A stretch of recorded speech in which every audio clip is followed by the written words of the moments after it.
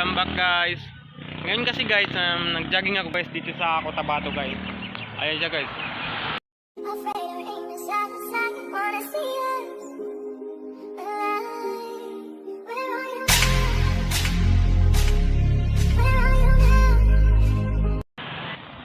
So ngayon guys, hinihintay ko yung mga kasamahan ko guys. Sila na lang yung hinihintay ko guys. Doon sila papunta guys.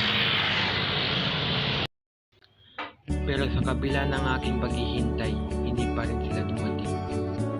At ako'y babawi lang tayo sa sunod na araw. So ngayon guys, ipapakita ko sa inyo yung bagong mall dito guys. KCC Mall, tinatawag nila.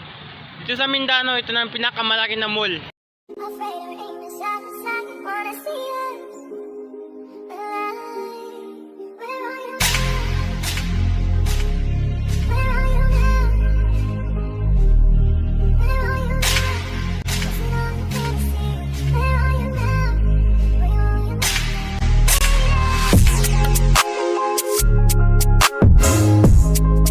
Napakalawak yan guys.